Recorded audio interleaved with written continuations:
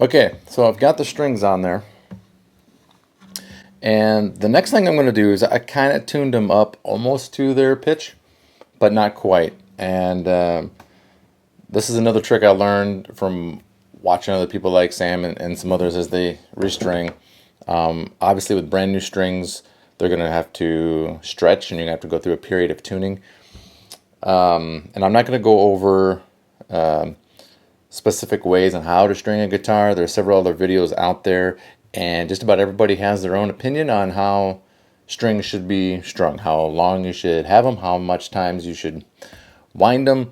You should do one at a time versus all at once. If you're doing a restoration project like this, obviously you're going to do them all at once because you have to take everything off, and you know, especially depending on how far you're taking the guitar apart, and then you got to put all the strings back on. So some people say that it kind of puts wear and tear on your truss rod, and that I see validity in that. So if you're just restringing your guitar, maybe you can do one at a time, keeping the tension on your thing. But I've done it both ways, found that it really doesn't matter in the projects that I've done. So anyway, I got all the strings on there, and I've tuned them up kind of tight to stretch them a little bit. Then the next trick that I've learned is to make them really loose, and then do some stretching on your own. This will help in the tuning process and allow you not to have to tune too much, because as you're tuning, you're probably hearing the tune goes no, no, no, no, no, no, no, and it keeps going up and down because the string's still stretching as you're tuning. Also, with an acoustic, it's very nerve-wracking for me because I know I've already had it happen once where my pegs are popping out during this time when the camera was off. So I always try to keep making sure I keep my pegs down, and that they're going to stick. And then I don't wind these down as far as I do with my electrics, because with most electrics, they're just, you don't have pegs. They're just, you know, you string them from the bottom up and they're stuck in there, and you can pull on them all you want. And aside from breaking your strings, you're not going to pull them out from, you know, being wound and things like that. So I just like to take them and kind of pull on them like this. Just make sure I'm not pulling out my things, you know, and kind of take them off their nut and just kind of pull on them and stretch them up like this. And obviously being very careful with them, but just kind of going up and down it like this. You can kind of hold the guitar and just kind of stretch them all the way up. And this helps stretch out the strings so they don't so they stay in tune better, basically, when you tune it back up. And you can do this 2 or 3 times. You can then tune it back up. You still having tuning issues, you can wind them all the way back down, stretch them out some more, do it again. I'm just very leery of acoustics in general because of the pegs. So I don't wind them down too much, and I don't do this too much with the acoustics. With my electrics, I do it all the time, and I take a long time just to stretch them up, and I stretch them out. And I just kind of stretch them up and down just to make sure that they're nice and stretched, so I don't have to keep going through the retuning process. Obviously, you're going to have to do some of that regardless, but this helps.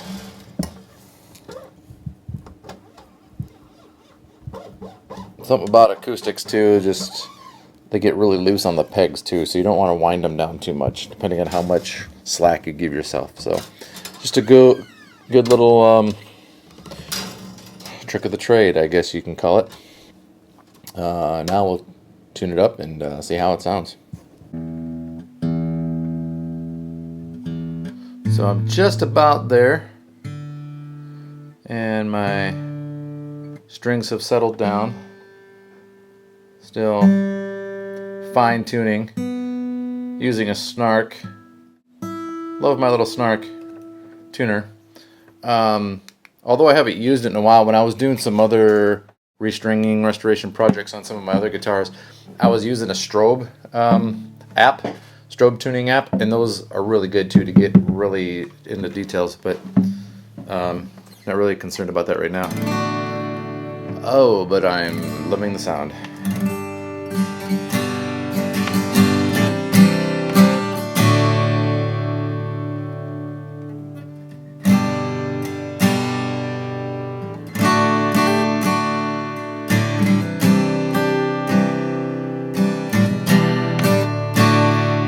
me be washed in eternal light. Let me be cleansed from the inside out. You are the way. Yeah. Just as I wanted, a nice, bright sound to this Epiphone. Hopefully you can hear that on the video.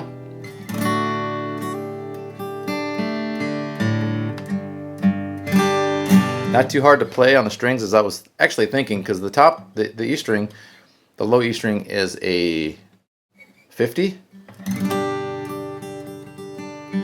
The low being a 10, so it is quite a range there.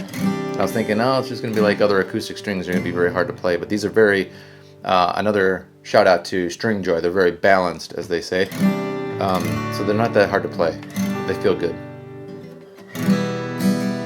And probably the other thing is I'm not used to playing a full acoustic like this. This is also electric capability, but it's a full-bodied deal, as though my other one, I don't know if you can see it on the wall there, the brown one, but it's more of a skinny body with no open body, hollow body. So this sounds really good. It just has that pop to it for an acoustic.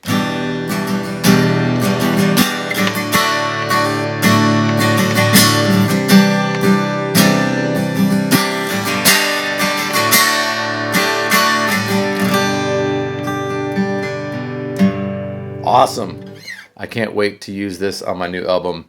Writing a Christmas song, and I'm writing just some really good acoustic praise and worship songs, and I'm really excited to use this in the recording. So stay tuned for that. I will post some videos definitely of the new recordings as I make them. I'm going to start releasing songs like once a month, probably starting next month and the month after, until the full album is completed.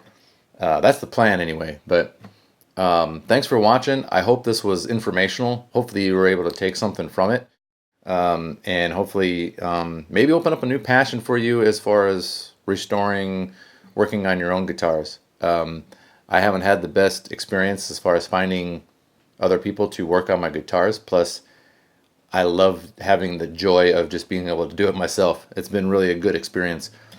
So thank you for Sam Deeks and some of the folks at Stu Mac and String Joy for just helping me out and just helping me be kind of entrepreneurial in that realm of just being able to work on my own stuff. As an indie artist, that kind of goes hand in hand. Writing my own music, putting my own music out there, working on my own guitars. I just feel empowered. So hopefully that inspires you and just gives you some information, or at least a starting point of kind of where to go from here. Like I said, I've never done one of these types of videos, so hopefully you like it. If you don't, just leave me a comment. It'd be nice, but leave a comment and just say, hey, maybe you'd like to see this next time. I don't know if I'll do another video like this or not, because I'm really just trying to focus on my music, but this has been fun. So let me know, give me a shout out, and hopefully I'll be able to have some time to write you back as well. And let's have a conversation. See ya next time. Oh yeah. Just another thought before I close this out. I just thought of this. I'm not endorsed by any of these other people either, by the way. I'm saying them purely out of just the love of guitar and the love of good products. So don't think I'm blowing smoke just for them.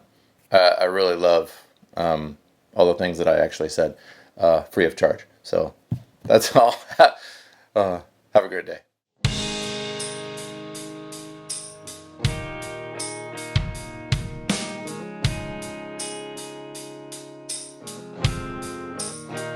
Let me be washed in eternal life. Let me be cleansed from the inside out. You showed the way